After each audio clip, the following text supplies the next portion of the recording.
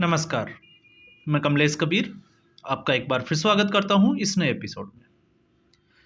आज के इस एपिसोड में हम बात करने वाले हैं one nation one election bill की। वैसे आपको जानकारी तो है ही, क्योंकि आज पूरे दिन भर सुर्खियों में रहा। लेकिन सबसे पहले वन नेशन वन इलेक्शन ये जो बिल था उसके लिए वोटिंग जो कराई गई थी, इस बिल को लोकसभा में पेश कराने के लिए कराई गई थी, पारित कराने के लिए नहीं कराई गई थी। तो यहां पे ये जानकारी जो है वो हम लोगों को दुरुस्त कर लेनी चाहिए। दूसरा, ये मामला जो है वो जेपीसी में चला गया, क्योंकि इसकी जो वकालत थी, जेपीसी की जो मांग की गई वो भारतीय जनता पार्टी की तरफ से की गई है। ये इसमें थोड़ा जो है वो दिलचस्प है। और तीसरा, विपक्ष जो है वो इसमें हाय तौबा कर रहा है। तो आखिर वो हाय तौबा क्यों कर रहा है, इस पूरे वीडियो में हम इन्हीं कारणों की समीक्षा करेंगे, आकलन करने की कोशिश करेंगे। जो मुझे लगा वो मैं आपके सामने जो है वो बताने की कोशिश करूंगा कि ये ऐसा हो क्यों रहा है। तो सबसे पहले वन नेशन वन इलेक्शन की बात हम कर लेते हैं। आपको पता होगा, लाल किले से प्रधानमंत्री नरेंद्र मोदी ने पहले ही कह दिया था कि उनका विचार है कि देश में वन नेशन और वन इलेक्शन होना चाहिए। और यह पहली बार भी नहीं हो रहा, क्योंकि 1952, 56, 62 और 67 ये पहले ही जो है वो हो चुका है। सॉरी, 56 नहीं, 57, जब पंडित जवाहरलाल नेहरू की सरकार थी तब ऐसा हो चुका है। लेकिन उसके बाद से जो है वो व्यवस्थाएं गड़बड़ा गई, क्योंकि कुछ जगह पे धारा 356 का इस्तेमाल किया गया, इमरजेंसी लगाई गई, सरकारें गिरा दी गई, कारण कुछ भी आप ले सकते हो। उसके बाद में संविधान में संशोधन किया गया, राज्यसभा के कार्यकाल को बढ़ाया गया। और आपको पता होगा, राज्यसभा के जो सांसद होते हैं, सदस्य होते हैं, वो हर 2 साल बाद में जो है वो रिटायरमेंट चले जाते हैं। जैसे जैसे जिस राज्य में इलेक्शन होता है वैसे वैसे उस राज्य से जो है वो राज्यसभा के सदस्य आते हैं, और जिनके इलेक्शन का टेन्योर जो खत्म हो जाता है 6 साल का, वो जो है वो रिटायरमेंट चले जाते हैं।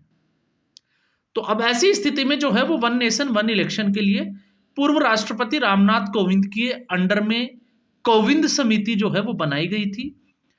और कोविंद जो समिति थी उसने, क्योंकि भारत में जो राजनीतिक दलों की जो संख्या है वो लगभग 47 है, इनसे राय ली गई और 32 राजनीतिक दलों ने जो है वो इसका समर्थन किया और 15 जो है वो इसके विरोध में। लेकिन दिलचस्प बात यह है, जो पार्टियां, जो राजनीतिक दल ना एनडीए में शामिल है ना इंडी गठबंधन में शामिल है, उन पार्टियों ने, चाहे फिर वो बीआरएस हो, चाहे वाईएसआर रेड्डी की पार्टी हो, उन सब ने जो है वो इस बिल का समर्थन किया है। क्योंकि एनडीए का तो आप समझ सकते हो, क्योंकि भारतीय जनता पार्टी अगर बिल लेके आ रही है तो एनडीए तो पूरी पार्टियां जो है वो उसमें शामिल होगी। और इंडी गठबंधन का आपको ये समझ में जाना चाहिए कि नरेंद्र मोदी जो भी बोलेंगे वो उसका उल्टा करेंगे, वो उसके विरोध में खड़े हो जाएंगे। तो ऐसी स्थिति में वो साथ खड़े हो नहीं सकते। तो फिर बची हुई जो पार्टियां हैं जो किसी भी दल में नहीं है, वो इंपॉर्टेंट हो जाती है कि वो किसके साथ जाती है। तो वो जारी है वन नेशन और वन इलेक्शन। अब हम आते हैं वन नेशन और वन इलेक्शन।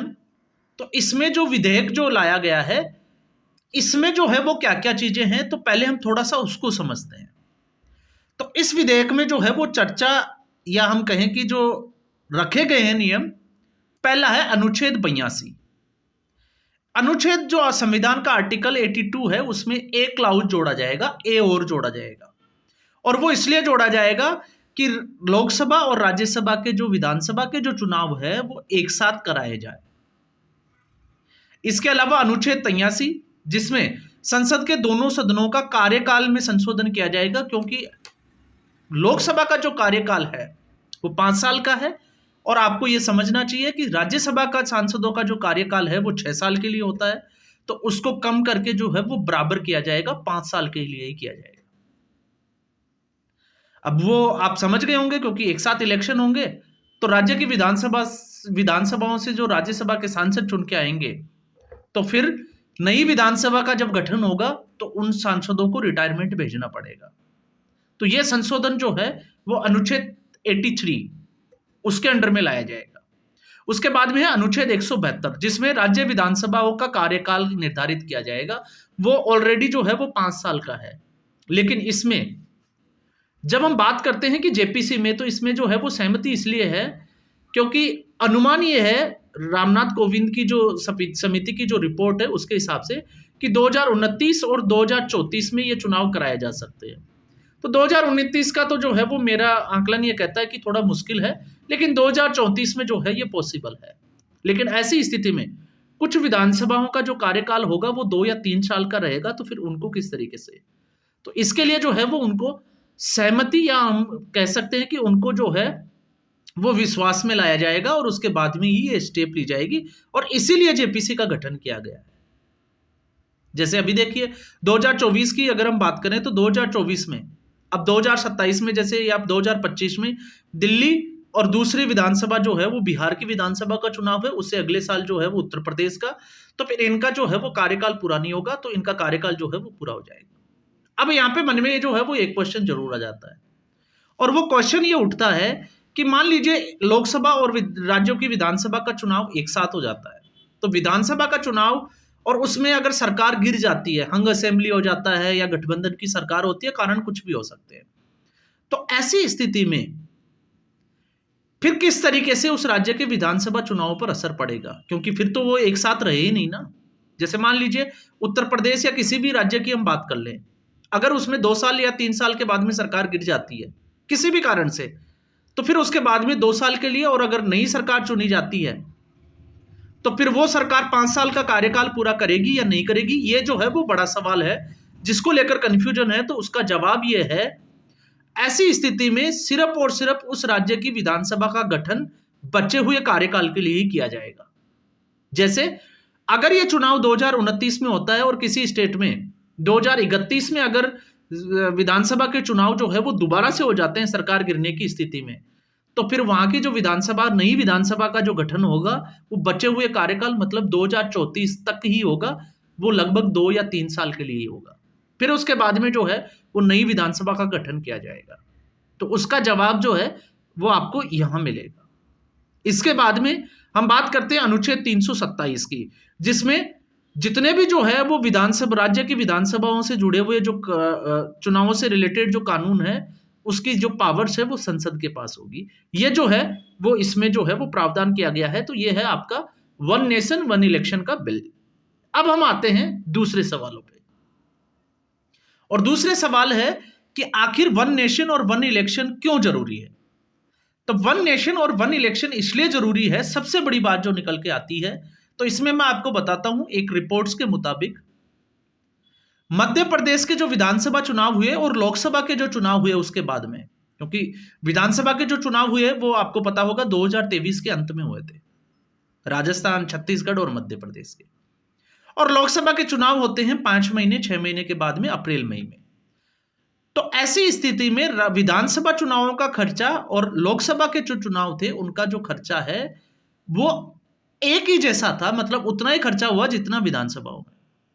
तो ऐसी स्थिति में अनुमान यह लगाया जा रहा है कि अगर वन नेशन और वन इलेक्शन जो है वो एक साथ होता है, तो रिपोर्ट्स ये दावा कर रही है कि इससे जो जीडीपी की जो ग्रोथ है, पैसा तो बचेगा, क्योंकि आपको अंदाजा है कि एक ही दिन में चुनाव होगा, तो मशीनरी का जो खर्चा है, जो एक्स्ट्रा जो फोर्सेज, पैरामिलिट्री फोर्सेज जो है वो चुनावी मैदान में उतारी जाती है, उसका जो खर्च है वो बच जाएगा।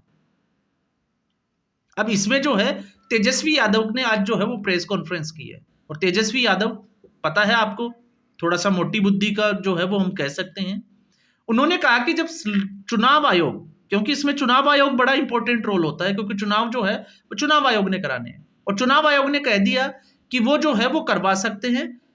अगर ऐसी स्थिति में वन नेशन वन इलेक्शन आता है तो वो सक्षम है, क्योंकि सिर्फ उनको ईवीएम बढ़ाने की जरूरत है, बाकी संसाधन जो है वो ऑलरेडी उतने ही इस्तेमाल होने हैं जितने की हो रहे हैं एडमिनिस्ट्रेशन लेवल के ऊपर, एक्स्ट्रा फोर्स की जरूरत नहीं है।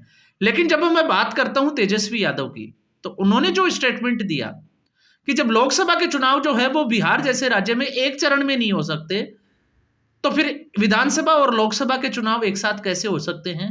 तो इन बेवकूफों जैसे सवालों का जो है वो किसी के पास में कोई जवाब नहीं होता, और जवाब है भी तो इनको इनसे कोई मतलब नहीं होता, क्योंकि लोकसभा के चुनाव जितने चरणों में होते हैं वहां पे एक ही बार जो है वो ईवीएम जाती है, एक ही बार जो है वो पैरामिलिट्री फोर्सेज वगैरह जो भी जो सरकारी सुरक्षा बल जो जाते हैं वो जाते हैं। तो ऐसी स्थिति में विधानसभा और लोकसभा जो चुनाव है उसमें क्या फर्क पड़ेगा? और वैसे भी इतने बड़े स्टेट में जो है, अगर वो लोकसभा के चुनाव भी अगर होंगे तो वो एक चरण में तो हो नहीं सकते, 2 से 3 चरणों में होंगे या 4 चरणों में होंगे। तो उन्हीं चरणों के साथ साथ जो है वो विधानसभा के चुनाव होंगे। और कोविंद समिति की जो रिपोर्ट है कि लोकसभा और विधानसभा, राज्य की विधानसभाओं के जो चुनाव होंगे वो 2 चरणों में, इसको भी 2 चरणों में डिवाइड किया है। उसके बाद में जो लोकल लेवल के जो चुनाव होंगे वो 100 दिन के भीतर भीतर कराने होंगे, मतलब लगभग 3 महीने का समय होगा राज्य चुनाव आयोग के पास में, किसी भी स्टेट के इलेक्शन कमीशन के, जो उस स्टेट की गवर्निंग बॉडी के जो इलेक्शंस होते हैं, जो छोटे इलेक्शन जिनको हम कहते हैं। तो ये जो है, अब बात आती है कि इसमें जब जीडीपी में अगर रिपोर्ट्स ये कहती है कि इससे जो है वो लगभग जीडीपी में जो है वो 1 से 1.5% का जो है वो फर्क पड़ेगा, उछाल आएगा। तो ऐसी स्थिति में जो हमारा बजट है इसका वो 4.5 लाख करोड़ जो है वो बढ़ जाता है। तो इससे अर्थव्यवस्था मजबूत होती है। अब आपको यहां से जो है वो जो विपक्षी पार्टियों की हाई तौबा है उसका जवाब जरूर मिल जाएगा कि अर्थव्यवस्था मजबूत होगी तो फिर मोदी को ये किस बिहाफ पे जो है वो, क्योंकि भ्रष्टाचार पे आप जो है वो सीधे अटैक कर नहीं सकते, क्योंकि आपने राफेल वगैरह सब कुछ उठा के देख लिया, आपका एक भी दाव नहीं चला। 2024 के लोकसभा चुनाव में गुमराह जरूर किया गया, वो चला, लेकिन वो एक्सपोज हो गया विधानसभा चुनाव में।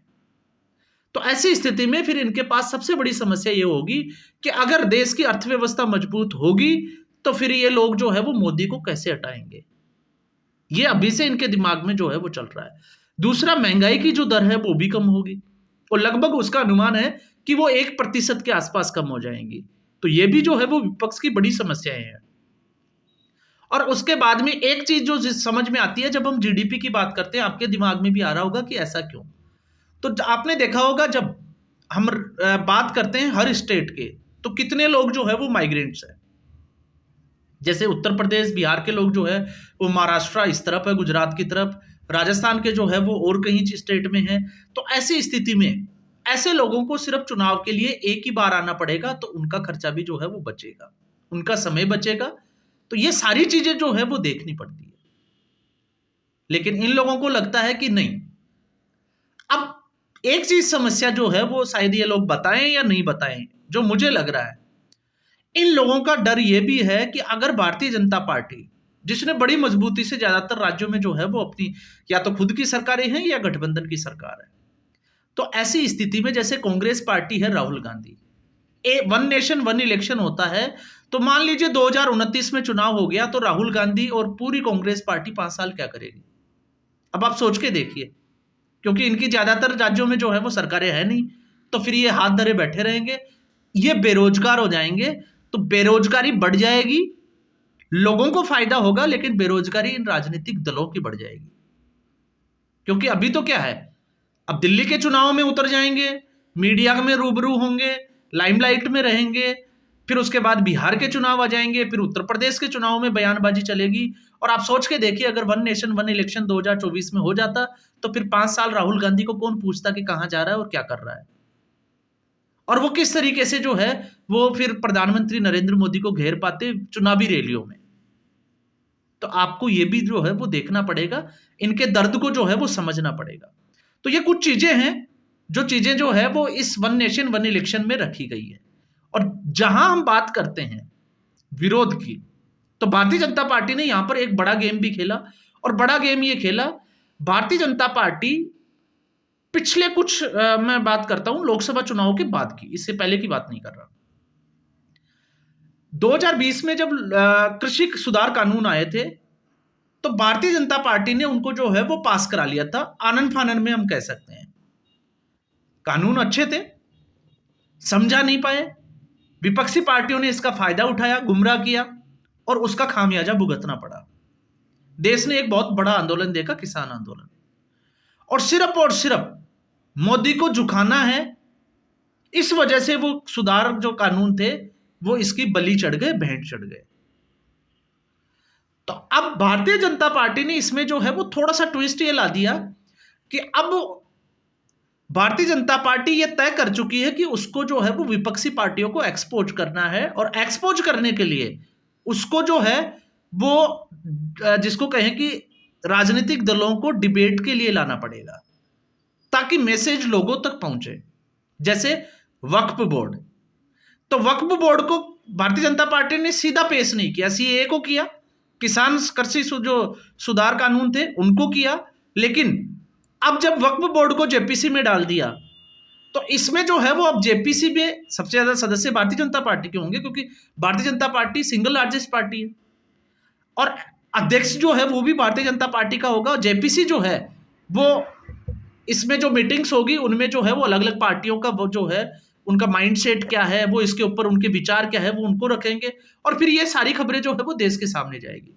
और इसमें जो है वो साल भर का जो समय जाता है, 6 महीने से साल भर का, तो इसको लेकर जो है वो भारतीय जनता पार्टी लोगों को प्रेस कॉन्फ्रेंस करके कैसे भी जो है वो कन्विंस करने की कोशिश करेगी ताकि इसका विरोध ना हो। जैसे आपने देख लिया वक्फ बिल, तो भारतीय जनता पार्टी ने आज इस बिल को पेश करने के लिए जो वोटिंग कराई गई थी उसी के साथ में आपने देखा होगा अमित शाह ने जो है वो सीधे तौर से कहा कि नरेंद्र मोदी प्रधानमंत्री जी ने ये कहा है कि इसको जो है वो पहले जेपीसी में भेजा जाए, क्योंकि जेपीसी जो है वो फिर हर स्टेट का जो है वो घूमेगी, वहां पे मीटिंग करेगी और उनके विचार जानेगी।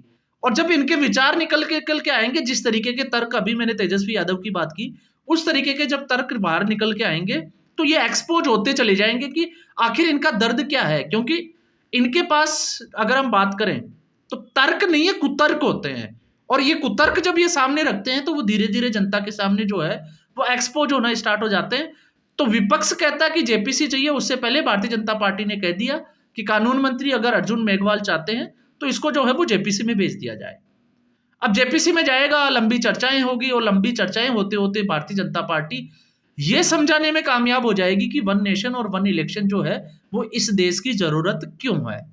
तो आज जो है वो भारतीय जनता पार्टी की जो स्ट्रेटजी थी वो पहले के मुकाबले ज्यादा मजबूत दिखाई दी, और यही एक जो है वो कारण है कि वक्फ बिल जो है जो रखा गया, आपने देखा होगा बजट सत्र, और सब लोग ये बोल रहे थे, दलाल मीडिया वाले तो जो है उनको तो एक मसाला मिल गया था कि नरेंद्र मोदी जो है वो एक बार फिर पीछे हट गए। और कुछ लोग जो है वो जो नरेंद्र मोदी को बड़े चाहते हैं, या हम कहें कि भारतीय जनता पार्टी के जो वो कोर वोटर है, उनको भी लगा कि नरेंद्र मोदी ने फिर जो है वो कदम पीछे रख लिए, क्योंकि वो भावनाओं में आ जाते हैं, उनको जो भी चाहिए वो जल्दबाजी में चाहिए। तो ये जल्दबाजी का सवाल नहीं है, नरेंद्र मोदी जो है वो समझ गए हैं कि जल्दबाजी का जो है वो नुकसान होता है, और उन्होंने ये 2 बार गलतियां करके देखी, सीए वाली और कृषि सुधार कानून वाली। तो अब भारतीय जनता पार्टी इस तरीके का कुछ भी जो है वो करना नहीं चाहती। भारतीय जनता पार्टी चाहती है कि लोगों को जो है वो पहले कन्विंस किया जाए, ताकि अगर ये भारतीय जनता बाकी की जो पार्टियां हैं अगर इसके विरोध में खड़ी होती है तो फिर उनको एक्सपोज करने में थोड़ी आसानी रहे। तो ये सारा मामला जो है वो यहां आकर खत्म हो जाता है। तो आज के एपिसोड में बस इतना ही। उम्मीद करूंगा वीडियो एपिसोड आपको पसंद आया होगा। वीडियो को लाइक करें, शेयर करें, चैनल जरूर सब्सक्राइब करें। धन्यवाद।